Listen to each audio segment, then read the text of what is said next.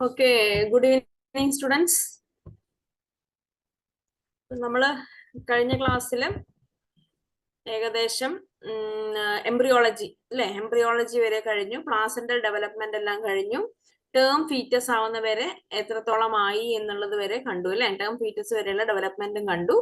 പിന്നെ കൂടാതെ placental ഡെവലപ്മെന്റും placenta 12 weeks വരെ full form of placenta എന്നുള്ളത് കണ്ടു. ഓക്കെ, അപ്പൊ so this class we can study more about placenta. Okay, placenta അതിന്റെ placental circulation. അപ്പൊ പറയുന്നത് ക്ലിയർ ആവുന്നുണ്ടല്ലോ അല്ലെ?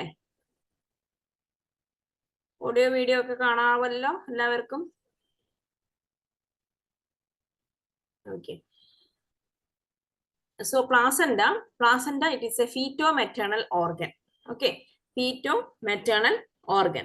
അപ്പം അതിൽ തന്നെ നമുക്ക് മനസ്സിലാക്കാം എന്താണ് കുഞ്ഞിന്റെ ഭാഗത്തുനിന്നും അമ്മേന്റെ ഭാഗത്തുനിന്നുമുള്ള കോൺട്രിബ്യൂഷൻസ് ഒരു പ്ലാസന്റ് ഉണ്ടാവുന്നതിനുണ്ട് അല്ലെ. നമ്മൾ പഠിച്ചതാണ്, ഒരു എംബ്രിയോ ഫോം ചെയ്യുന്നതിന്റെ മുന്നേ ആയിട്ട് എംബ്രിയോന്റെ സൈറ്റോട്രോഫോബ്ലാസ്റ്റ് അല്ലെ, ട്രോഫോബ്ലാസ്റ്റ് എന്നുള്ള ഭാഗം അത് കുട്ടിയുടെ ഭാഗത്തു നിന്നുള്ളതാണ്. അമ്മയുടെ ഭാഗത്തുനിന്ന് എൻഡോമെട്രിയൽ ഭാഗത്ത് അവിടുന്ന് ഫോം ചെയ്യുന്ന ഡെസിജ്വൽ ലെയേഴ്സ് അമ്മയുടെ ഭാഗത്തുനിന്ന് ഉണ്ടാവുന്നതാണ്. So placenta is a feto-maternal organ. It has two components, that is fetal part and maternal part. Fetal part develops from the chorionic sac, chorion frontosum. Maternal part derived from the endometrium functional layer deciduo basalis. അതുകൊണ്ടാണ് അതിനെ feto-maternal organ എന്ന് പറയാൻ കാരണം. The placenta and the umbilical cord are a transport system for substances between the mother and the fetus. അറിയാമല്ലോ, functions of the placenta: protection, nutrition, respiration, excretion, hormone production. അപ്പൊ ഇതെല്ലാം എന്താണ് ഒരു വൺ വേർഡിലൊക്കെ ചോദിച്ചിട്ടുണ്ട് കേട്ടോ. Functions of the placenta very simple ആയിട്ട് തന്നെ ചോദിച്ചിട്ടുണ്ട്, അറിയാവുന്നതാണ്. ചിലപ്പോൾ എന്തെങ്കിലും ട്വിസ്റ്റ് ആയും കൊണ്ട് ഒരു ഇതായിട്ട് ഏതെങ്കിലും ഒരെണ്ണം all the above, none of the above എന്നൊക്കെ പറഞ്ഞ് കൂടുതലായിട്ടുള്ള ആൻസേഴ്സ് വരുന്ന രീതിയിലായിരിക്കും ഇതിന്റെ ക്വസ്റ്റ്യൻസ് എപ്പോഴും കാണാറുള്ളത്, ഫങ്ഷൻസ് ഓഫ് പ്ലാസന്റ. അപ്പൊ അത് നോക്കി വെക്കുക, നോട്ട് ചെയ്ത് വെക്കുക, ശരിക്ക് ഓപ്ഷൻസ് വായിച്ചിട്ട് മാത്രം ആൻസർ ടിക്ക് ചെയ്യാം. Okay, so this is the anatomy of the placenta. എനിക്ക് തോന്നുന്നു നിങ്ങൾ പഠിക്കുന്ന കാലഘട്ടത്തിലായാലും വർക്ക് ചെയ്യുമ്പോഴായാലും പ്ലാസന്റ കൈകൊണ്ടെടുത്ത് തൊട്ട് നോക്കിയിട്ടുണ്ടാകണം. അതിന്റെ ഒരു ഭാഗം നല്ല ഷൈനിങ് സർഫസ് ആണ്, ഒരു ഭാഗം നിലം കീറി പറഞ്ഞ രീതിയിലും ആയിരിക്കും അല്ലെ. പ്ലാസന്റ പുറത്തേക്ക് വരുമ്പോൾ ആ shining surface umbilical cord connection സ്റ്റോക്കും എല്ലാം ആയിട്ട് കാണുന്ന ആ സർഫസ് ആണ് എന്ത്, ഫീറ്റൽ സർഫസ്. ഓക്കെ, അതിന്റെ നേരെ അടിഭാഗമാണ് from where it is detached from the uterus. Uterus ന്ന് ഡിറ്റാച്ച് ആയി വരുന്ന ആ ഭാഗമാണ് എന്ത്, it is the ഡിറ്റാച്ച് ആയി വരുന്ന ആ ഭാഗത്തിനെയാണ് മെറ്റേണൽ സർഫസ് എന്ന് പറയുന്നത്. അപ്പൊ നമ്മൾ എപ്പോഴും ഒരു പ്ലാസന്റ ഡെലിവറി ആയി കഴിഞ്ഞു കഴിഞ്ഞാൽ നമ്മൾ എന്ത് ചെയ്യും, നമ്മൾ ആ പ്ലാസന്റന്റെ അംബ്ലിക്കൽ കോഡിന്റെ അവിടെ പിടിച്ചിട്ട് ഒന്ന് ജസ്റ്റ് ഒന്ന് വിഷ്വലൈസ് ചെയ്യും. ഏതെല്ലാ സർഫസും ഉണ്ടോ, എല്ലാ മെംബ്രെയിൻസ് എല്ലാം ഒരുമിച്ചാക്കാൻ പറ്റുന്നുണ്ടോ, അതെല്ലാം ഒരു ഡിസ്ക് പാറ്റേണിലുണ്ടോ എന്നുള്ളതൊക്കെ നമ്മൾ ഒന്ന് അനലൈസ് ചെയ്യും അല്ലെ. എന്തിനാണ്, ചെറിയൊരു ബിറ്റ്സ് ഓഫ് പ്ലാസന്റ മതി യൂട്രസിനകത്ത് കെട്ടിപ്പോയാൽ, യൂട്രസിനകത്ത് അവിടെ തന്നെ ഇരുന്ന് പോയാൽ, ബിറ്റ്സ് ഓഫ് പ്ലാസന്റ എന്നാണ് പറയുക, റെമനൻസ് ഓഫ് പ്ലാസന്റ ആ യൂട്രസിന്റെ ഉള്ളിൽ ഇരുന്ന് പോയാൽ യൂട്രസ് പിന്നെ ഡെലിവറി ചെയ്ത് കഴിഞ്ഞു കഴിഞ്ഞാൽ യൂട്രസിന്റെ ഒരു നേച്ചറാണ് കൺട്രാക്ഷൻ അല്ലെ. ആ കൺട്രാക്ഷൻ ചെയ്യുന്നത് യൂട്രസിന്റെ മസിൽസ് ആണ്. യൂട്രസിന്റെ മസിൽസ് പഠിച്ചപ്പോൾ നമ്മൾ അനാട്ടമി പഠിച്ചപ്പോൾ പറഞ്ഞു intermediate muscles, longitudinal muscles, circular muscles. അപ്പൊ അതിൽ ഇന്റർമീഡിയറ്റ് മസിൽസ് ക്രിസ് ക്രോസ് ഫാഷനിലാണ് ഉള്ളത്. അപ്പൊ ആ ക്രിസ് ക്രോസ് ഫാഷനിലുള്ള ഇന്റർമീഡിയറ്റ് മസിൽസ് എന്താവും, നല്ലോണം ചുരുങ്ങും. അങ്ങനെ ബ്ലഡ് വെസൽസിനെ കൺട്രാക്ട് ചെയ്ത് അവിടെ ബ്ലഡ് പോകുന്നത് പിടിച്ചു നിർത്തും. അപ്പൊ ഈ റെമനൻസ്, ഈ പ്ലാസന്റെയോ അല്ലെങ്കിൽ ഇതിന്റെ മെംബ്രെയിൻസിന്റെ എന്തെങ്കിലും ഒരു കഷ്ണം യൂട്രസിൽ വന്നു കഴിഞ്ഞാൽ ആ യൂട്രസ് കൺട്രാക്ട് ചെയ്യില്ല. അപ്പൊ ആ യൂട്രസ് കൺട്രാക്ട് ചെയ്യാത്തപ്പോ എന്ത് സംഭവിക്കും, ബ്ലഡ് വെസൽസ് കൺസ്ട്രക്റ്റഡ് ആവില്ല. അമ്മയുടെ ശരീരത്തിലുള്ള ഫുൾ ബ്ലഡും ആ ഒരു ഓപ്പൺ ചാനൽ വഴി, സ്പൈറൽ ആർട്ടറീസ് എല്ലാം അവിടുന്ന് ഡിറ്റാച്ച് ആയിട്ട് ഓപ്പൺ ആയിട്ടായിരിക്കുക. ആ ഓപ്പൺ ചാനൽ വഴി കംപ്ലീറ്റ് ബ്ലഡും പുറത്തു പോകും. Patient will undergoes PPH, postpartum hemorrhage. അടിക്കും പേഷ്യന്റിന്, patient will goes to shock and അതിന് രക്ഷിക്കാൻ പറ്റിയില്ലെങ്കിൽ ഡെത്ത്. നിങ്ങൾ വായിച്ചിട്ടില്ലേ പേപ്പറിലെല്ലാം, രക്തസ്രാവം മൂലം, പ്രസവാനന്തരം രക്തസ്രാവം മൂലം ഗർഭിണി മരിച്ചു എന്നൊക്കെ കാണിച്ചു. This is because of that PPH. Already പഠിച്ച കാര്യമാണ്, ജസ്റ്റ് ഒന്ന് ഞാൻ പറഞ്ഞു തന്നേ ഉള്ളൂ. അപ്പൊ that is the importance of knowing placenta. പ്ലാസന്റയുടെ അനാട്ടമി നമ്മൾ അറിയുന്നത് അതിന് വേണ്ടിയാണ്. ഏത് സർഫസ് ആണ് ഫീറ്റൽ സർഫസ്, ഏത് സർഫസ് ആണ് മെറ്റേണൽ സർഫസ്, എല്ലാ മെംബ്രെയിൻസും കൂടി കൂട്ടി യോജിപ്പിച്ച് ഒരു ഡിസ്ക് ഷേപ്പിലുണ്ടോ, ഏതെങ്കിലും കോട്ടിൽഡൻസ് മിസ്സായോ, അല്ലെ? മെറ്റേണൽ സർഫസ് എടുത്ത് നോക്കുമ്പോൾ ഇതുപോലെ കുറെ കോട്ടിൽഡൻസ്, കുറെ കായകൾ. കോട്ടിൽഡൻസ് എന്ന് പറഞ്ഞാൽ എന്താ? കായകൾ ഒരു 16 to 18 കോട്ടിൽഡൻസ് ഉണ്ടാവുമെന്ന് ഞാൻ കഴിഞ്ഞ പ്രാവശ്യം പറഞ്ഞായിരുന്നു, ഡെവലപ്മെന്റ് ഓഫ് ദ പ്ലാസന്റയിൽ. അപ്പൊ ആ കോട്ടിൽഡൻസ് ഒക്കെ ഉണ്ടോ, അതിന്റെ ഏതെങ്കിലും ചെറിയ ഭാഗം പോലും പോയാൽ മതി. പിന്നെ അതുപോലെ തന്നെ ചില പ്ലാസന്റ അബ്നോർമാലിറ്റീസ് ഓഫ് പ്ലാസന്റ ഉണ്ടാവും. എങ്ങനെ? ഇവിടെ ഒരു കണക്ഷൻ സ്റ്റോക്ക് ആയിട്ടുണ്ടാവും, ഇതിന്റെ ഒരു കണക്ഷൻ ആയിട്ട് വേറൊരു ചെറിയൊരു പ്ലാസന്റ വേറെ എവിടെയെങ്കിലും ഉണ്ടാവും.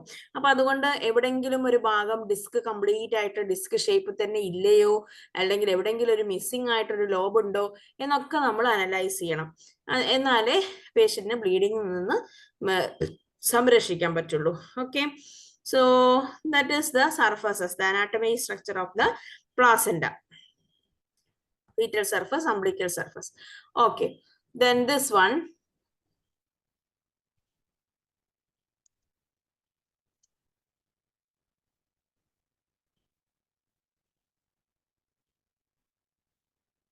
sorry,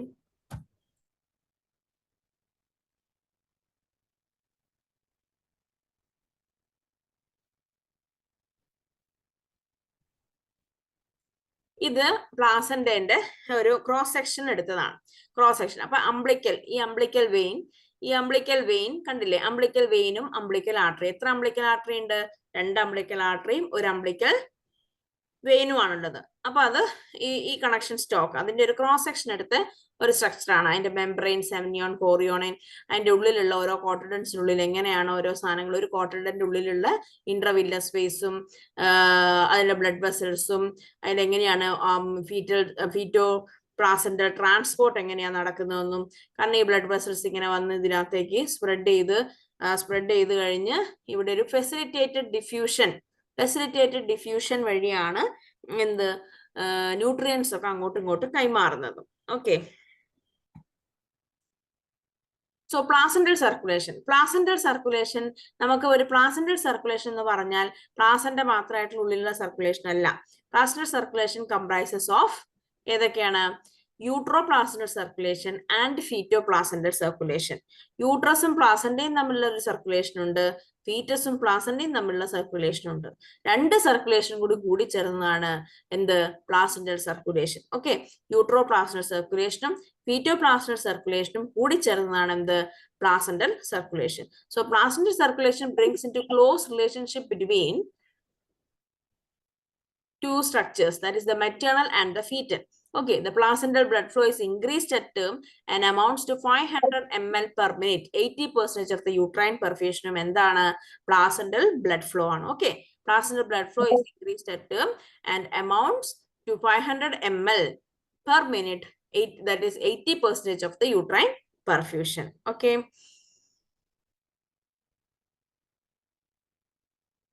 Okay, next weekends I told that there is 2 kinds of circulation, fetoplasmal circulation, utroplasmal circulation. Okay, അപ്പൊ ഈ ഫീറ്റോപ്ലാസ്മൽ സർക്കുലേഷൻ ഇതിൽ പറഞ്ഞ കാര്യം മാത്രമല്ല ഫീറ്റോപ്ലാസ്മൽ സർക്കുലേഷനിലും ഫീറ്റസിന്റെ ഉള്ളിലേക്ക് അതിന്റെ ഒരു പിക്ചർ ഞാൻ ഇതിനകത്ത് കൊടുക്കണമായിരുന്നു. അതിന്റെ പിക്ചർ വിത്ത് എക്സ്പ്ലനേഷൻ ഞാൻ ഈ സ്ലൈഡിൽ കൊടുത്തിട്ടില്ല. അത് നിങ്ങൾക്ക് ഞാൻ നെക്സ്റ്റ് ക്ലാസ്സിൽ ഞാൻ അത് റെഡിയാക്കി പറഞ്ഞുതരാം. ഇപ്പൊ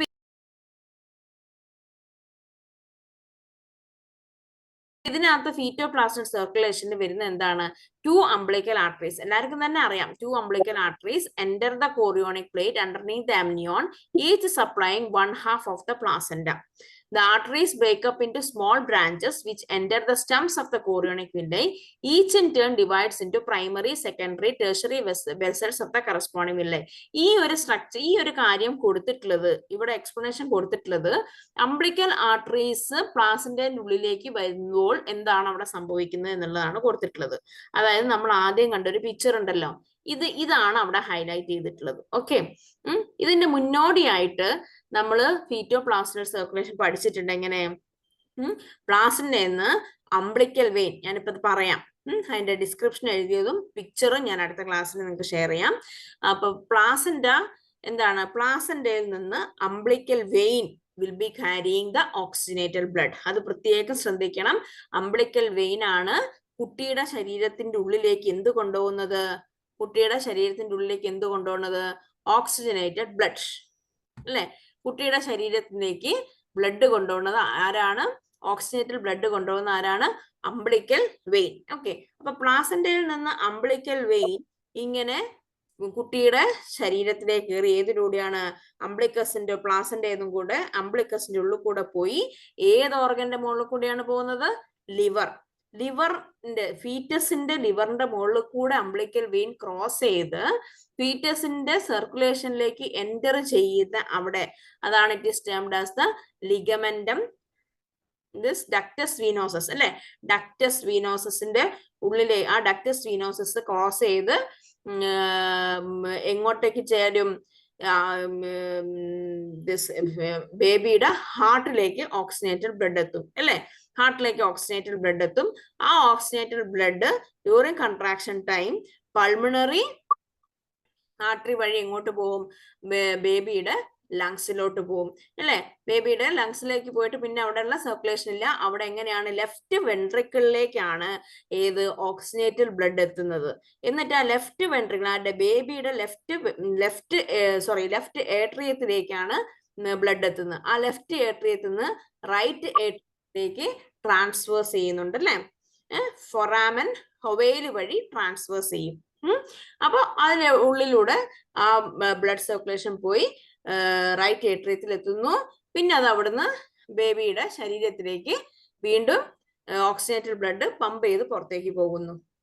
അതുപോലെ തന്നെ ഒരു ഡക്ടസ് ആർട്ടീരിയോസിലൂടെ എന്ത് സംഭവിക്കും? അവിടെ ക്രോസ് ഓവർ നടന്നാണ് അയോട്ടയിലേക്ക് പോകുന്നത് അല്ലെ? ക്രോസ് ഓവർ നടന്നാണ് അയോട്ടയിലേക്ക് പോകുന്നത്. അപ്പൊ പിന്നെ അത് കഴിഞ്ഞ് ഡീഓക്സിജനേറ്റഡ് ബ്ലഡ് ബേബി സ്വീകരിക്കുന്നത് ഏതിലേക്കാണ്? അംബ്ലിക്കൽ ആർട്ടറീസിലേക്ക്. എന്നിട്ട് വീണ്ടും അംബ്ലിക്കൽ ആർട്ടറീസ് ഈ ഡീഓക്സിജനേറ്റഡ് ബ്ലഡ് എങ്ങോട്ട് കൊണ്ടുപോകും? പ്ലാസന്റയിലേക്ക് കൊണ്ടുപോകും ഫോർ ഓക്സിജനേഷൻ. അപ്പൊ അങ്ങനെയാണ് അതിന്റെ സൈക്കിൾ വരുന്നത്. Oxygenated blood umbilical vein carry ചെയ്യുന്നു, ഡക്ടസ് വീനോസസ് ക്രോസ് ചെയ്യുന്നു, ഫൊറാമൻ ഒവൈൽ ക്രോസ് ചെയ്യുന്നു, ഡക്ടസ് ആർട്ടീരിയോസസ് ക്രോസ് ചെയ്യുന്നു. എന്നിട്ട് ഡീഓക്സിജനേറ്റഡ് ബ്ലഡ് ആര് കളക്ട് ചെയ്യുന്നു? Umbilical artery, 2 umbilical artery collect ചെയ്യുന്നു. അത് എന്നിട്ട് വീണ്ടും പ്ലാസന്റയിൽ പോയി പ്ലാസന്റൽ സർക്കുലേഷന് പോകുന്നു. ആ ഡീറ്റെയിൽ ആയിട്ട് അതിന്റെ പിക്ചർ അതിന്റെ എക്സ്പ്ലനേഷനും ഞാൻ അടുത്ത ക്ലാസ്സിലേക്ക് പോകും. ഈ സ്ലൈഡിൽ ഉണ്ടെന്നാണ് വിചാരിച്ചത്, പക്ഷെ അത് കാണുന്നില്ല. പിന്നെ സമയം കിട്ടിയില്ല എനിക്കത് റെഡിയാക്കാൻ. ഓക്കെ, പിന്നെ ഈ അംബ്ലിക്കൽ ആർട്ടറീസ് ഇവിടേക്ക് എത്തുമ്പം എന്താണ് സംഭവിക്കുന്നതെന്നാണ് കാണുന്നത്. ഏത്?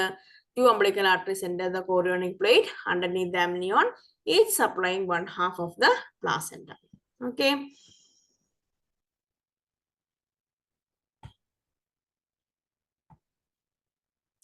So what about the pressure changes in the artery? ഏതോ ഒരു ക്വസ്റ്റ്യൻ പേപ്പറിൽ ഇതിന്റെ ക്വസ്റ്റ്യൻ കണ്ടിട്ടുണ്ട്.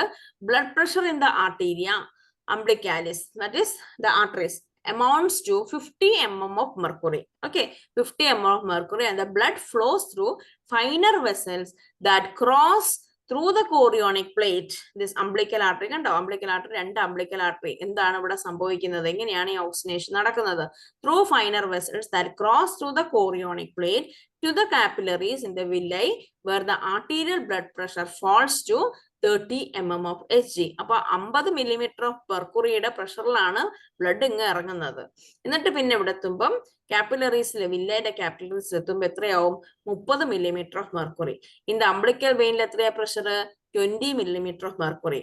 The pressure in the fetal vessels and their villus branches always lies over that of the intravillous space. എല്ലാത്തിന്റെയും ബ്രാഞ്ചസും അതിന്റെ ബ്ലഡ് വെസൽസ് ഒക്കെ ഏത് സ്പേസിലാണ് ഉണ്ടാവുക? ഇന്റർവില്ലസ് സ്പേസിലാണ് ഉണ്ടാവുക. This protect the fetal vessels from collapse. Fetal vessels means അതിന്റെ pressure കൂടിയിട്ട് പൊട്ടിപ്പോവുക എന്നുള്ള ആ ഒരു കൊളാപ്സ് ഉണ്ടാവില്ല. എന്തുകൊണ്ട്? they are all lying in the intervillous space. Okay, intervillous സ്പേസിലാണ് എല്ലാ ബ്ലഡ് വെസൽസും ലൈ ചെയ്യുന്നത്. അതുകൊണ്ട് അതിനൊരിക്കലും എന്ത് സംഭവിക്കത്തില്ല? പൊട്ടിപ്പോവില്ല, അല്ലെങ്കിൽ കൊളാപ്സ് ആയി മാറൂല. ഓക്കെ, അപ്പൊ ഇതാണ് പ്രഷർ വേരിയേഷൻസ്. അംബ്ലിക്കൽ ആർട്ടറിയിൽ 50 millimeter of mercury, വീനസ് പ്രഷറിൽ 20 millimeter of mercury ആണ് ഉള്ളത്. Okay, 20 millimeter of mercury. The pressure in the fetal vessels and their villus branches always lies over that of the intravillous space. This protects fetal vessels from collapse. Okay, clear അല്ലേ?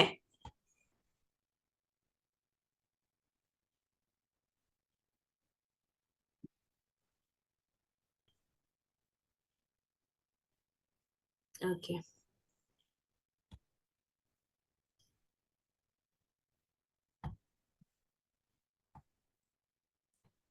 Next we can see the uteroplacental circulation. അപ്പോൾ രണ്ട് circulation എന്ന് പറഞ്ഞു, ഫീറ്റോപ്ലാസന്റൽ സർക്കുലേഷനും യൂട്രോപ്ലാസന്റൽ സർക്കുലേഷനും.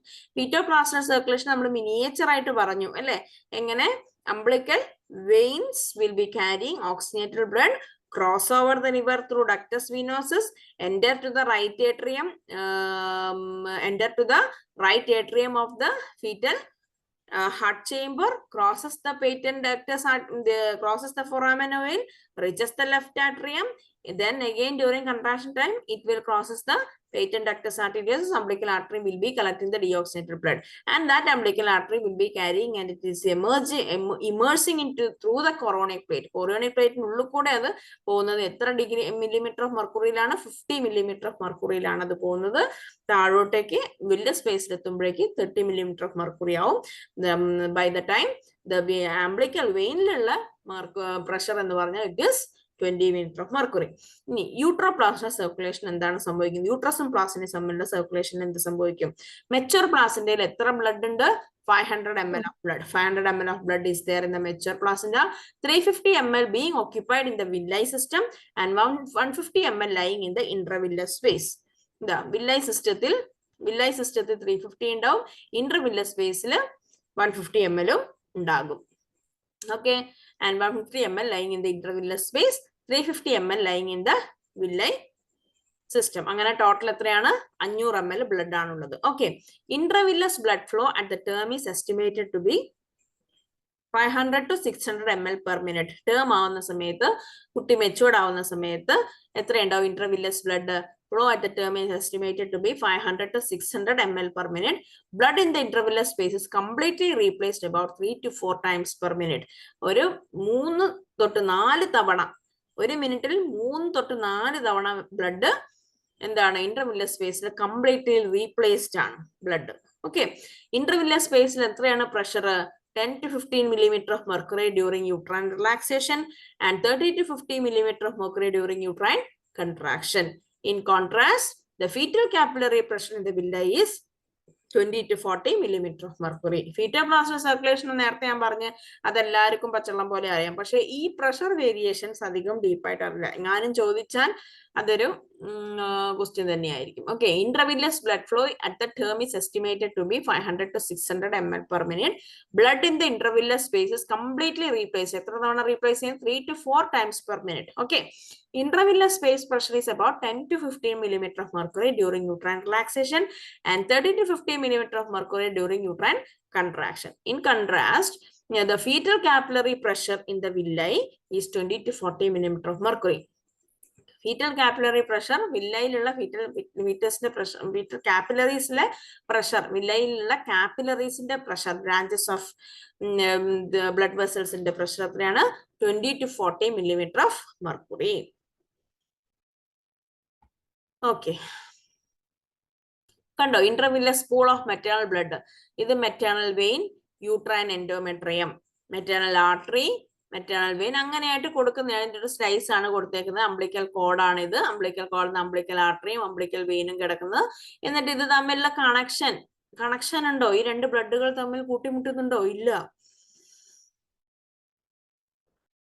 The nutrients are exchanged by means of facilitated diffusion. Okay, facilitated diffusion വഴിയാണ് nutrients അങ്ങോട്ടും ഇങ്ങോട്ടും exchange ചെയ്യുന്നത്. പല ടോക്സിൻസ്, പല മെഡിസിൻസ് ഒക്കെ ഇതിനെയാണ് നമ്മൾ എന്ത് വിളിക്കുന്നത്? പ്ലാസന്റൽ ബാരിയർ എന്ന് വിളിക്കുന്നത്. നമ്മൾ blood brain barriers, BBB, blood brain barriers പഠിച്ചിട്ടുണ്ട് ബ്രെയിനിൽ. അതുപോലെ തന്നെ ഒരു ബ്ലഡ് ബാരിയർ ആണ് എന്ത്? Placental barrier. അപ്പൊ ഈ പ്ലാസന്റ ബാരിയറും ഇതുപോലെ തന്നെയാണ്.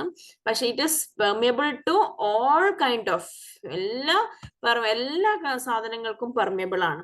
പക്ഷെ ചില ഇതിന് ഇംപെർമിയബിൾ ആണ്.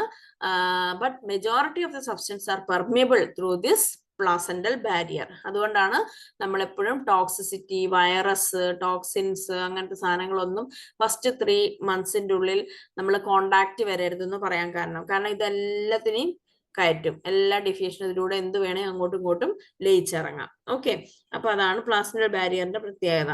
ഇപ്പം ഗർഭിണികൾ അതുപോലെ തന്നെ പ്രഗ്നൻസി പീരീഡിൽ മരുന്ന് കഴിക്കുന്നത് പ്ലാസെന്റൽ ബാരിയർ ക്രോസ് ചെയ്യാത്ത ഡ്രഗ്സ് ആണ് എടുക്കുക.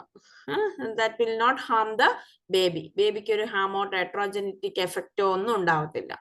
ഓക്കെ, അപ്പൊ പ്ലാസെന്റൽ ബാരിയർ ക്രോസ് ചെയ്യാത്തതുള്ള ആയിരിക്കണം പല കെമിക്കൽ ഏജൻസും അല്ലെങ്കിൽ എന്തെങ്കിലും ഇൻഫെക്ഷൻസോ ഒക്കെ അങ്ങനെ ആയാൽ കുട്ടിക്ക് യാതൊരു പ്രോബ്ലം ഇല്ലാതെ രക്ഷപ്പെടും. Okay, so that is the placental barrier. So the placental barrier is composed of structures that separate the maternal and the fetal blood. The makeup of the placental barrier changes over the course of the pregnancy. അതായത് placental ബാരിയറിന്റെ ഓരോ ഘട്ടങ്ങളായിരിക്കുമ്പോഴും അതിന്റെ strength മാറി മാറി വരും. First ട്രൈമസ്റ്ററിൽ എന്താ? It consist of syncytio trophoblast, the cytotrophoblast. Cytotrophoblastന്റെ വേറെ പേരാണ് Langhans cell. Okay, Langhans cell, the villus mesenchyma, in which numerous ovoid Hofburg cells that exhibit macrophage properties and the fetal capillary walls. Hofburg cells എവിടെ ഉള്ളതാന്ന് എപ്പോഴോ ചോദിച്ചിട്ടുണ്ട്. ഏതോ ഒരു question പേപ്പറിൽ ഞാൻ കണ്ടിട്ടുണ്ട്. Hofburg cells, it is related to the numerous ovoid Hofburg cells that exhibit macrophage properties and the fetal capillary walls. Macrophage properties and എന്താണ് fetal capillary walls macrophage property ആയിട്ട് villus mesenchymal കാണുന്ന ഒരു തരം സെല്ലാണ് Hofburg cell. Okay, Hofburg cell ഒന്ന് മനസ്സിലാക്കി വെക്കുക. The first trimester consists of syncytial trophoblast, the cytotrophoblast, and the term of cytotrophoblast is Langhans cell. Villus mesenchyma in these numerous ovoid Hofburg cells that exhibit macrophages properties are there. Macrophages properties are there, and the fetal capillary walls. ഇത്രയും സാധനങ്ങളാണ് first trimester ഉള്ളത്. എന്തൊക്കെയുണ്ട്? Syncytio trophoblast, cytotrophoblast, villous mesenchyma and the fetal capillary walls. Okay, ovoid Hofbauer cells എന്ന് പറഞ്ഞ സാധനം എന്താ? Villous മീസെൻകൈമയിലുള്ള സാധനമാണ്. Okay, that exhibit macrophage properties. Macrophage എന്ന് പറഞ്ഞാൽ എന്താ? എൻഗൾഫ് ചെയ്യുന്ന പ്രോപ്പർട്ടി ഉള്ളത്, അങ്ങനത്തെ സെൽസ് ആണ് Hofbauer cells. But during the 4th month, അതായത് 4th month എന്ന് പറഞ്ഞാൽ second trimester the cytotrophoblast disappears അല്ലെ. 12 weeks ആകുമ്പോഴേക്കും ഫുൾ ആയിട്ട് ഫോം ചെയ്യുന്നുണ്ട്. Cytotrophoblast disappear from the villus wall and the thickness of the barrier decreases while the surface area increases അല്ലെ. പ്ലാസെന്റയുടെ surface area increase ചെയ്യും, thickness decrease ചെയ്യും. റഫ്ലി 12 meters square towards the end of the pregnancy അല്ലെ. അപ്പൊ ഒരു യൂട്രസിന്റെ 12 meters square meter 12 square meter ചുറ്റളവിൽ യൂട്രസിന്റെ area ആര് കവറപ്പ് ആയിട്ടുണ്ട്? Placenta is covered up. Okay, roughly 12 meters square towards the end of the pregnancy. അതൊന്ന് നോട്ട് ചെയ്ത് വെച്ചോളൂ.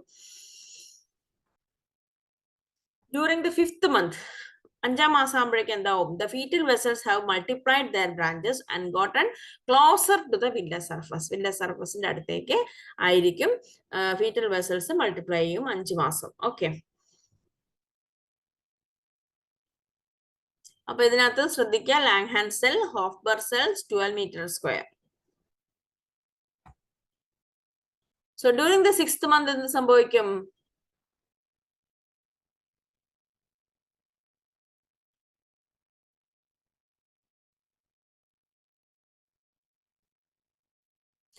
Cytotrophoblast group together into so-called proliferation nodes. The other zones of the syncytial trophoblast lack nuclei and are adjacent to the capillaries, exchange zones. Okay, during the 6th month, nucleus in cytotrophoblast complete to go is syncytial trophoblast nucleus. അവിടെ എന്തുണ്ടാവും? proliferation nodes ഉണ്ടാക്കും. The other zones of the syncytial trophoblast lack nuclei and are adjacent to the capillaries. എല്ലാം അതിന്റെ അടുത്തേക്ക് 6 മാസം അതിന്റെ ഉള്ളിലെ change ആണ് ഈ പറയുന്നത്. ഓക്കെ, അപ്പം ഇങ്ങനെയൊക്കെയാണ് ഏരിയ ഓഫ് ഓക്സിജൻ എക്സ്ചേഞ്ച്. എങ്ങനെയാണ് ഓക്സിജൻ എക്സ്ചേഞ്ച് ചെയ്യുന്നത്? അതിന്റെ പ്രോസസ്സ് ഫെസിലിറ്റേറ്റഡ് ഡിഫ്യൂഷൻ ആണ്. Facilitated diffusion. Okay, umbilical code, amniotic membrane, amniotic fluid, ഈ പ്ലാസെന്റ വഴി യൂട്രസിന്റെ ആയിട്ട് എങ്ങനെയാണ് ചേഞ്ചസ് ബ്ലഡ് സർക്കുലേഷൻ എന്നുള്ളതാണ് ഈ കാണിച്ചിട്ടുള്ളത്.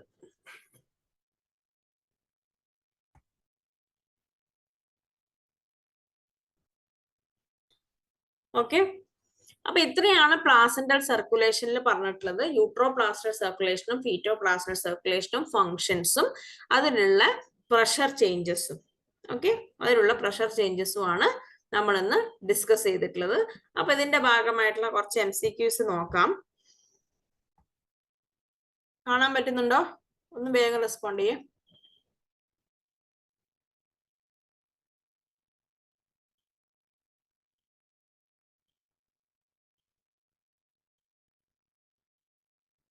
അല്ല, കാണാൻ പറ്റുന്നുണ്ടോ എന്ന് ഞാൻ ചോദിച്ചത്. ഓക്കെ, ആൻസർ പറഞ്ഞു.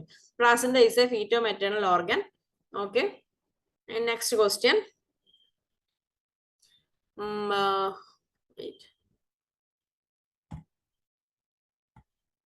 Fetal part of placenta develops from. Fetal part of placenta develops from. Answer പറയൂ. Okay, 2. Chorion. Good. Fetal part of placenta develops from chorion. Okay, next question. Area of uterus where placenta is attached is termed as.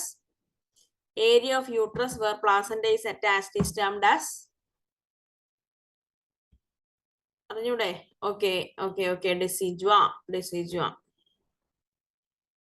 ബാക്കിയെല്ലാം അറിയാലോ. Blastula എന്താ, മോറിൽ എന്താ, 16 cell stage blastula. Okay, നിങ്ങൾ MCQs discuss ചെയ്ത് പഠിക്കുന്ന സമയത്ത് ഒരു ക്വസ്റ്റ്യന്റെ ആൻസർ, ആ ക്വസ്റ്റ്യൻ അത് മാത്രം ഫോക്കസ് ചെയ്താൽ പോരാ.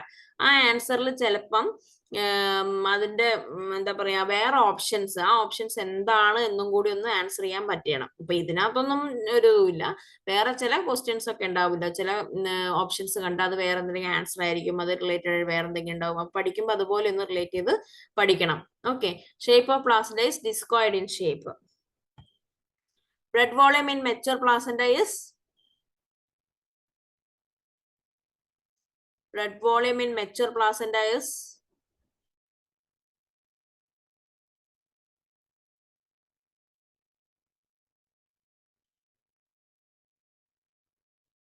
Blood volume in mature placenta is 550 ml. Okay.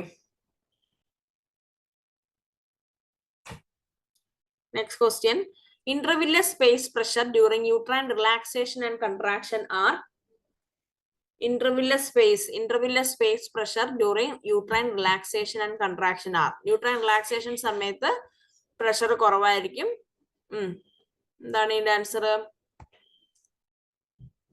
Intravillous space pressure during uterine relaxation and contraction. ആദ്യം uterine relaxation ആണ്, പിന്നെയാണ് contraction. പ്രഷർ എപ്പോഴും റിലാക്സേഷൻ സമയത്ത് കുറവാണ്. ഓക്കെ, അപ്പം ചോയ്സ് 1 ആണ്. 10 to 15 millimeter of mercury and 30 to 50 millimeter of mercury.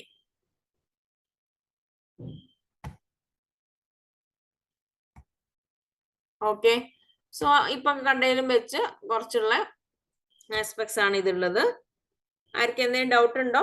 ഫീറ്റോപ്ലാസ്മൽ സർക്കുലേഷന്റെ ആ പടവും വെച്ച് അതിന്റെ ഒരു എക്സ്പ്ലനേഷൻ ഞാൻ അടുത്ത ക്ലാസ്സിൽ തരും. ഇപ്പൊ എന്തെങ്കിലും ഡൗട്ട് ഉണ്ടോ?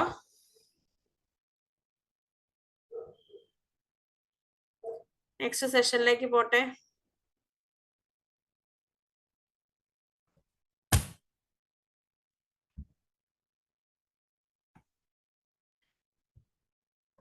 ഓക്കെ, സോ നെക്സ്റ്റ് ഞാൻ എടുക്കാൻ പോകുന്നത് ഫീറ്റൽ സ്കൾ ആണ് കേട്ടോ.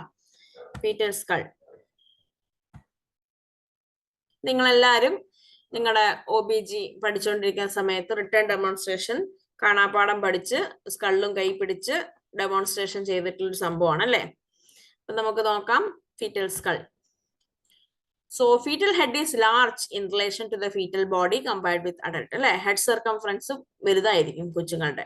Adaptation between the skull and the pelvis is necessary to allow the head to pass through the pelvis during labor without complication. വേണ്ടേ, ദൈവം അതുപോലെയാണ് ഉണ്ടാക്കിയേക്കുന്നത്.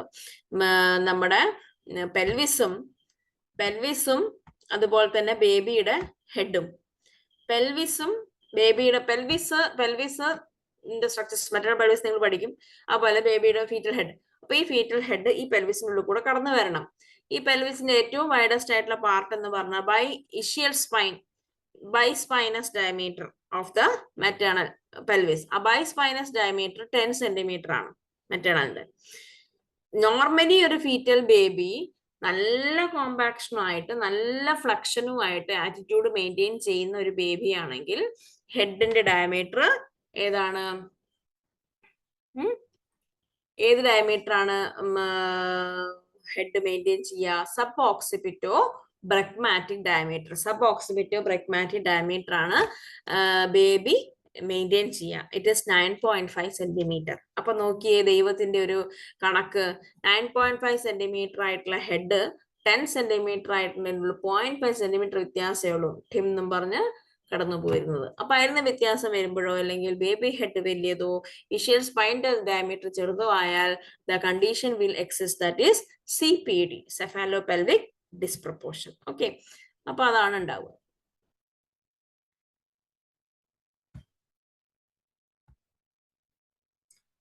Skull, fetal skull, adult skull.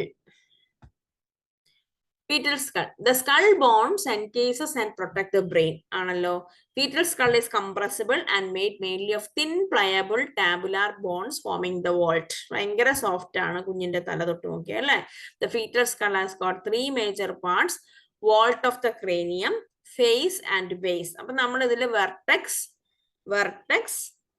Bro and face ഇങ്ങനെയാണ് നമ്മൾ പഠിക്കുക. Vertex, brow and face. Vertex, brow and face, അതാണ് നമ്മുടെ classification. Vertex, brow and face, that is the classification of the fetal skull area. So this is the vault, face and base എന്ന് പറഞ്ഞാലും ഇതിലുള്ള ഏതൊക്കെയാണ്? This is the vertex, like a triangular region that is termed as the vertex. This region is the brow and this is the face. ഇതിൽ കൊടുത്ത the explanation നിങ്ങൾ നോക്കണ്ട. this is the vertex, this is the brow and this is the face. ഇവിടെ തൊട്ട് ഇതുവരെയുള്ളത് face. ഇതിന് base എന്നും വിളിക്കാം. ഫേസിനെ base എന്ന് വിളിക്കാൻ പറ്റില്ല, ഫേസ് കഴിഞ്ഞിട്ടുള്ളതിനാണ് ബേസ് എന്ന് വിളിക്കുന്നത്. Okay, so what is vertex? Vertex, it is a quadrangular area bounded anteriorly by the brecma and coronal suture, behind by the lambda and lambdoid suture, and laterally by lines passing through the parietal eminence. നമുക്ക് നോക്കാലോ. So this is the vertex. It is the quadrangular region, അല്ലേ? അപ്പുറത്തേക്ക് quadrangular region in which the brecma, anterior fontanelle in anterior side, and lambda and the lambdoid suture in the posterior side. This is vertex. Laterally by the lines passing through the parietal eminence. Okay, next is brow. It is an area bounded on one side by the anterior fontanelle and coronal suture, and on the either side by the root of the nose and supraorbital ridges of either side. Okay, see, this is the what? Brow. Brow extends from one side by the anterior fontanelle and the coronal suture, and to the other end by the supraorbital ridges. Supraorbital ridges and the glabella. ഇവിടെ ഒരു ഇതുണ്ട്, glabella. Okay.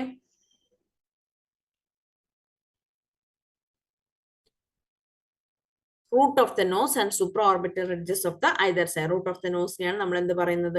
Glabellar region. ഈ area glabellar region. Okay, then face. What about the face? It is the area bounded by the root of the nose. Root of the nose and supraorbital ridge. That is supraorbital ridge. Root of the nose and supraorbital ridge.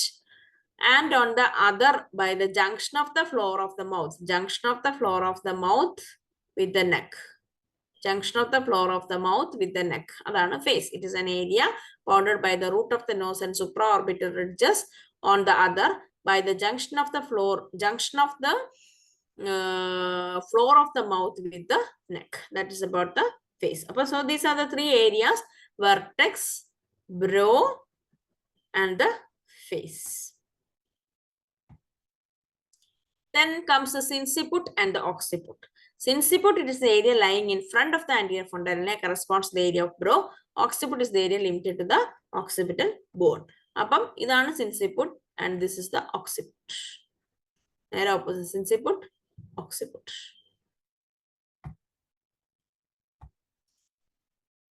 So what about the bonds of the vertex?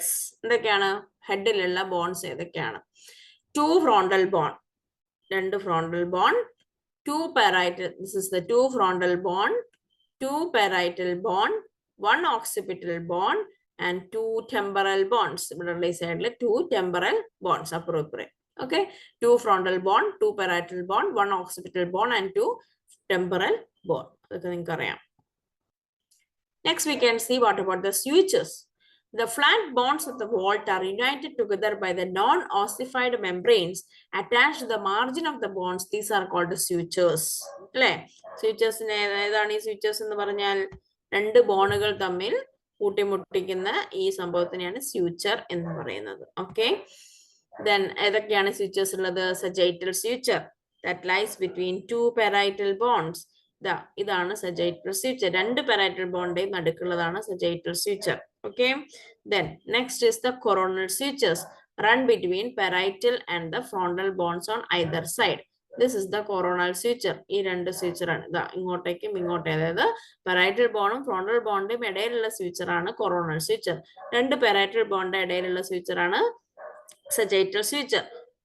ഒരു coronal, ഒരു frontal bondും parietal bondും തമ്മിലുള്ള ഇതാണ് suture ആണ് coronal suture. Okay.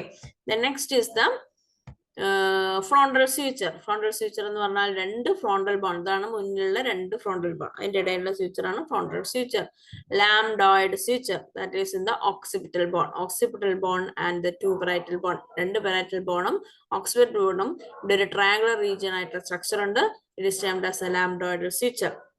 Okay. Then clear ആയില്ലേ ഏതൊക്കെയാണ് suture ഉള്ളത്? The coronal suture, sagittal suture, coronal suture, frontal suture, and lambdoid suture. Okay. The next is importance in the kana. It permits the gliding movement of one bone over the other during molding of the head. Appa head pelvis in ullu kuda nyengi nyerengi ingu verumbam idu angotu ingotu overlap ചെയ്യും. അതിനെയാണ് ഇത് bones തമ്മിൽ overlap ചെയ്യണം. അതിനെയാണ് നമ്മൾ വിളിക്കുന്ന പേര് molding. Okay, molding of the head. Digital palpation of the sagittal suture during internal examination in labor gives an idea of the manner of engagement of the head, degree of internal rotation of the head, and degree of molding of the head. അല്ലേ, നമ്മൾ per vaginal examination labor progress ടൈമിൽ ചെയ്യും. അപ്പൊ labour എത്രത്തോളം progress ചെയ്യുന്നുണ്ട്, head തന്നെയാണോ താഴോട്ട് വരുന്നത്, അത് ഹെഡ് തിരിഞ്ഞ് എത്രത്തോളം എത്തി എന്നുള്ളതൊക്കെ നമ്മൾ മനസ്സിലാക്കുന്നത് ഈ sagittal sutureനെ PV ചെയ്ത് കഴിയുമ്പോൾ നമ്മൾ ഇങ്ങനെ തൊട്ട് നോക്കും. ഹെഡിന്റെ ഇവിടെ നമുക്ക് ഫീൽ ചെയ്യാൻ പറ്റും. അപ്പൊ ആ sagittal suture നോക്കിയാണ് ഇന്റേണൽ റൊട്ടേഷൻ നടന്നിട്ടുണ്ടോ, ഹെഡ് ഫ്ലെക്സ്ഡ് ആയിട്ട് തന്നെയാണോ വരുന്നത്. sagittal suture കിട്ടുക എന്ന് പറഞ്ഞാൽ ഹെഡ് ഫ്ലെക്സ്ഡ് ആയിരിക്കും, കാരണം വെർട്ടെക്സ് കിട്ടണമെങ്കിൽ നമ്മൾ തല നന്നായിട്ട് താഴ്ത്തണം. ഓക്കെ, അപ്പൊ ആ suture കിട്ടുമ്പോൾ അതിനനുസരിച്ച് അത് ഫ്ലെക്സ്ഡ് ആണെന്നുള്ള മനസ്സിലാവും, പ്രോബ്ലംസ് ഒന്നും ഉണ്ടാവില്ല എന്നുള്ളത് നമുക്ക് ക്ലിയർ ആവും. അതുപോലെ തന്നെ ഹെഡ് ഇന്റേണലി റൊട്ടേറ്റ് ചെയ്യുന്നത് എങ്ങനെയാണ് എന്നുള്ളതും കൂടി ഒരു വിവരം നമുക്ക് കിട്ടും. ഇതൊക്കെയാണ് sagittal sutureന്റെ ഇമ്പോർട്ടൻസ്. അപ്പൊ ഡ്യൂറിംഗ് ഡിജിറ്റ് എന്തെങ്കിലും സ്റ്റേറ്റ്മെന്റ്സ് ആയിട്ട് തന്നിട്ട് during digital palpation how we will interpret the internal examination of the how we will interpret the internal rotation of the baby inside the fetus. And what options ഉണ്ടാവും? By palpating the sagittal suture, by assessing the vertex of the head. അങ്ങനെ കുറെ സ്റ്റേറ്റ്മെന്റ്സും തരും. അപ്പൊ ഇന്ന് ഈ ഒരു theory അറിഞ്ഞാലേ മനസ്സിലാവുള്ളൂ എന്ത് ഇന്റേണൽ റൊട്ടേഷൻ നടന്നു എന്നുള്ള അറിയണമെങ്കിൽ എന്ത് തൊട്ട് നോക്കണം, sagittal suture തന്നെ മനസ്സിലാക്കണം. Okay. Next, we can see about the fontanelles. Wide gap in the suture line is called a fontanelle. Fontanelle എന്ന് പറഞ്ഞാൽ wide gap. ഏതാണ് fontanelle?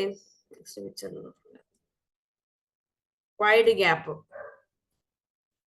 അറിയാലോ, anterior fontanelle, wide gap, posterior fontanelle, പിന്നെ ഇവിടെ ഒരു fontanelle ഉണ്ട്, means 3/4 ആയിട്ട്.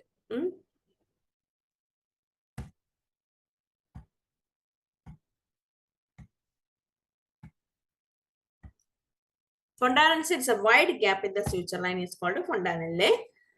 See the spelling fontanelle, FON. കുറെ പേര് എഴുതി വെക്കും, കുട്ടികളൊക്കെ എഴുതി വെക്കും, തിയറിയിലായാലും ഒക്കെ എഴുതി വെക്കും ഫ്രോണ്ടനല്ലേ. ചിലപ്പോൾ നിങ്ങൾക്ക് ഓപ്ഷൻസിനായാലും ഫ്രോണ്ടനല്ലേ എന്നും ഫൊണ്ടാനല്ലേ എന്നും ഒരേ ക്വസ്റ്റ്യനിൽ കാണും. അപ്പൊ ഈ സ്പെല്ലിംഗ് മനസ്സിലായിക്കോളൂ കേട്ടോ. ഫോണ്ടനല്ലേ, there is no R.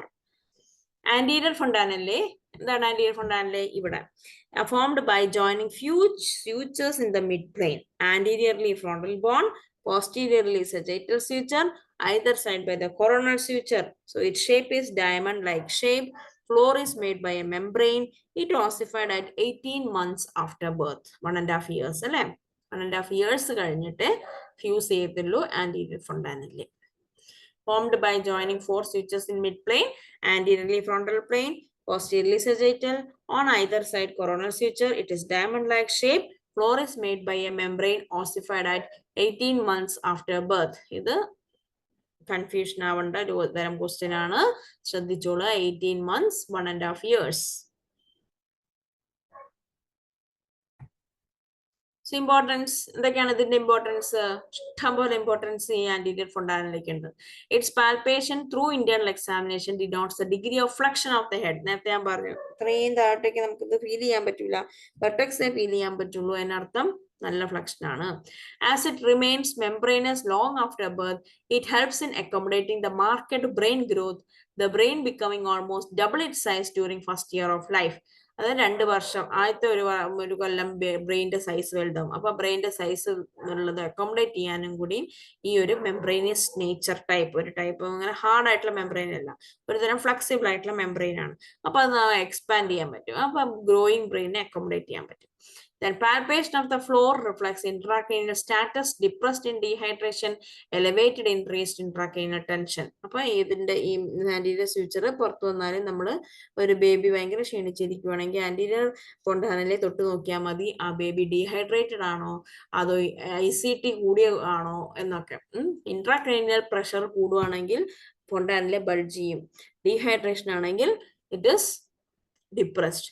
So collection of blood and exchange transfusion on rare occasion can be performed through it via the superior longitudinal sinus. അല്ലെ? പിന്നെ അടുത്തൊരു ഗുണമാണ് എന്ത്?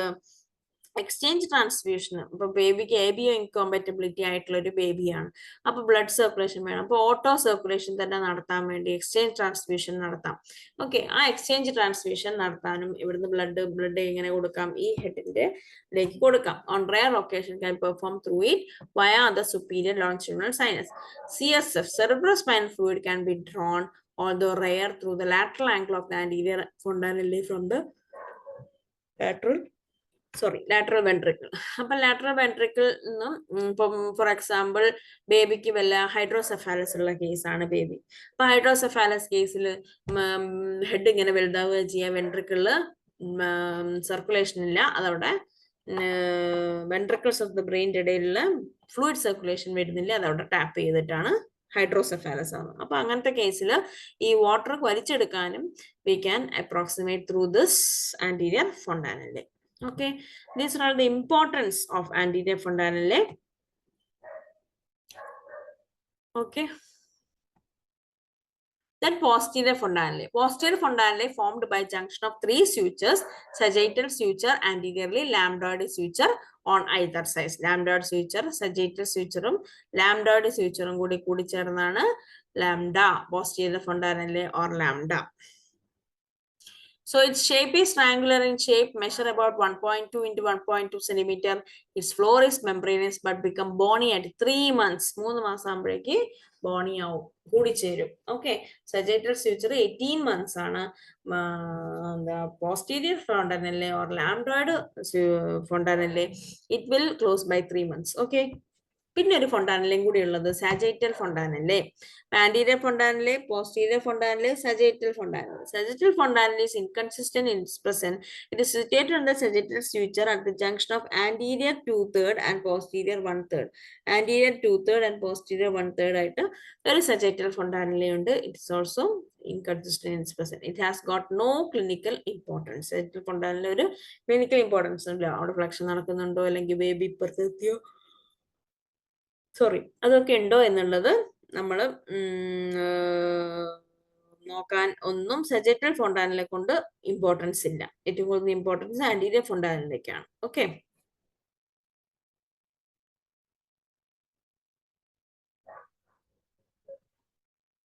അപ്പൊ ഇതിനകത്ത് കാണുന്ന കുറെ ലാൻഡ് മാർക്സ്. ഓക്സിപുട്ട് എന്ന് പറഞ്ഞ എവിടെയാണ്?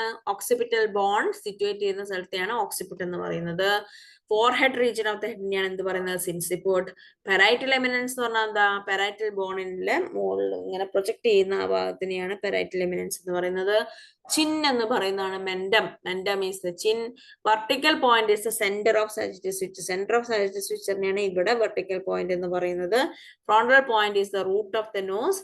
Subocciput is the junction between fetal neck and the occiput. Submendum is the junction between neck and the chin. Biparietal is the transverse distance between two parietal eminence. Bitemporal is the distance between two lower end of the coronal suture. Bitemporal is the distance between two lower end of the coronal suture. Okay. അപ്പൊ ഇതാണ് land marks. ഇനി ഇതിന്റെ diameters. Diameters ഏതൊക്കെയാണ്? Anterior posterior anteroposterior diameter and transverse diameter. There are 6 anteroposterior diameters and 4 transverse diameters. Okay. So diameter of the skull, transverse diameter. Transverse diameter ആദ്യം പഠിക്കാം, അതാണ് എളുപ്പം. Biparietal, രണ്ട് parietal eminence measures about 9.5 cm. It extends about 2 parietal eminence. Bitemporal measures about 8 cm. It is distance from antero-inferior end of the coronal suture. Bitemporal diameter is എന്ന് പറഞ്ഞ കുറച്ച് statements തരും. അപ്പൊ എന്ന് ഏതാന്നുള്ള കണ്ടുപിടിക്കണമെങ്കിൽ ഈ സ്റ്റേറ്റ്മെന്റ് പഠിക്കണം. It's a distance between 2 temporal bones എന്നും പറഞ്ഞു കൊടുക്കും. എല്ലാവരും കണ്ണും പൂട്ടി അതങ്ങടിക്കും. അല്ല, it's a distance between anterior inferior ends of the coronal suture. That is bitemporal diameter. Okay.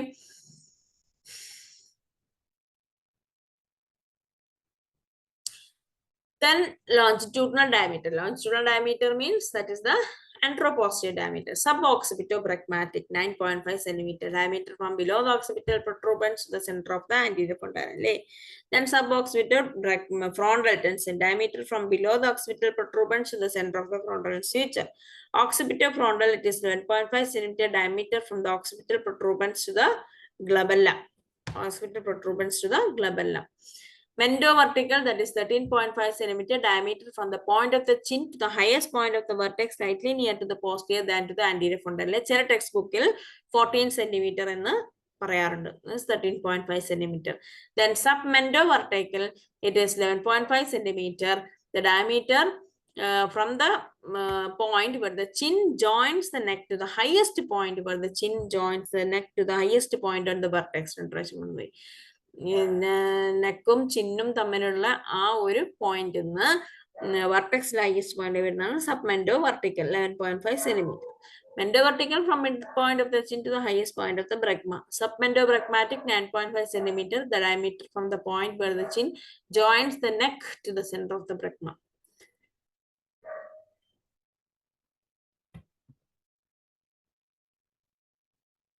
Submendobregmatic 9.5 cm.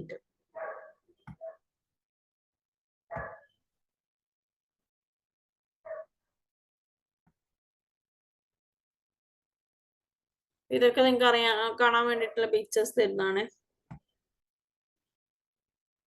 Okay, എന്തൊക്കെയാണ് നമ്മൾ കണ്ടത്? ഫീറ്റൽ സ്കൾ കണ്ടു, parts of the fetal skull, sutures, fontanelles, region and landmarks of the fetal skull, diameters of the fetal skull. Okay, any doubt so far?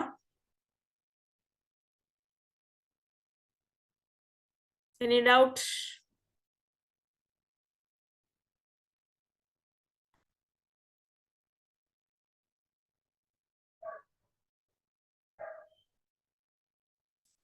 Doubt ഉണ്ടോ കുട്ടികളെ? എല്ലാം clear ആണോ?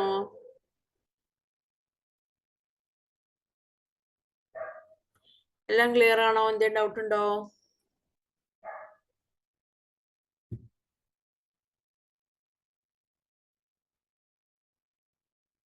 Okay, അപ്പൊ ഇതിലെ കുറച്ച് ക്വസ്റ്റ്യൻസ് നമുക്ക് നോക്കാം.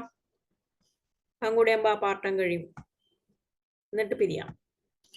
How many types of sutures present in fetal skull?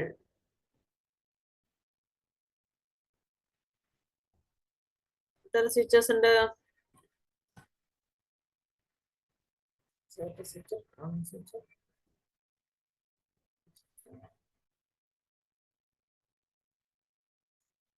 ആരാണ് ഒന്നെന്ന് പറഞ്ഞത്? ആ ഓക്കെ, ആൻസർ ഒന്ന്. സോറി. ആ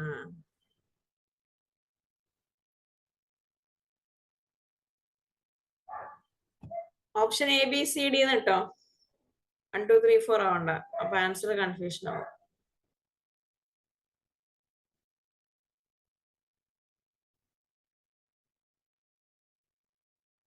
ശ്രുതി എന്താ ടൈപ്പ് ചെയ്ത? 4 എന്ന് പറഞ്ഞാൽ 6 ആണോ ആൻസർ, അതോ 4 ആണോ 1 ആണോ? 4 teachers.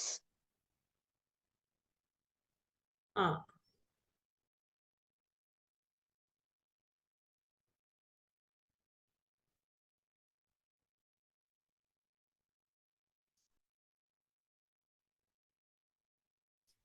okay, next question.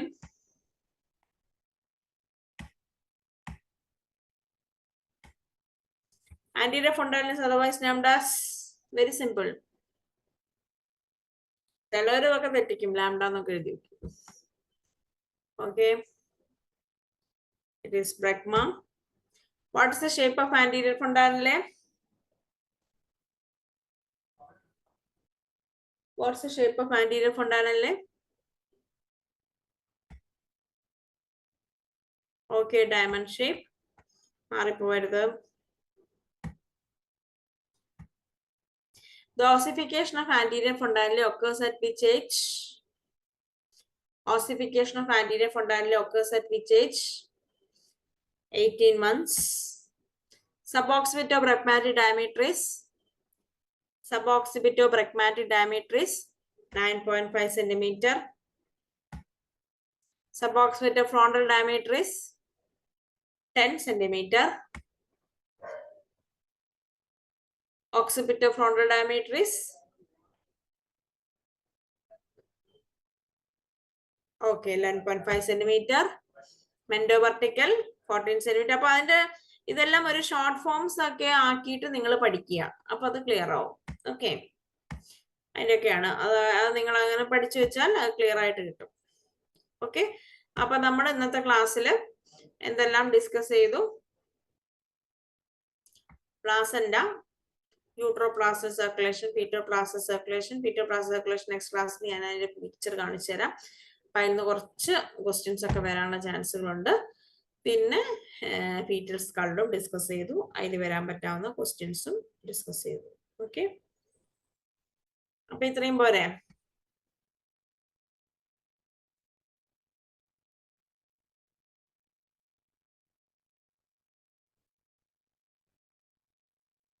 Okay ആണോ? വൈൻഡപ്പ് ചെയ്യട്ടെ. ഇനിയിപ്പോ നമ്മള് fetus in utero means paternal pelvis ഉണ്ട്. പെൽവിസ് കഴിഞ്ഞ് ഫീറ്റസ് ഇൻ യൂട്രോ വരും. അത് കഴിഞ്ഞ് നമ്മൾ ആന്റിനേറ്റിലേക്ക് കിടക്കും, ഇൻട്രാനേറ്റൽ, പോസ്റ്റ്നേറ്റൽ, അങ്ങനെ അങ്ങനെ. Okay, thank you, good night. എല്ലാവരും നല്ല മോട്ടിവേഷനോട് കൂടി പഠിക്കുക. എല്ലാവരും തന്നെ DME ചേരണം, കിട്ടണം.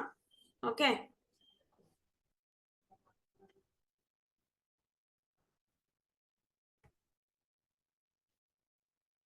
okay dears, thank you.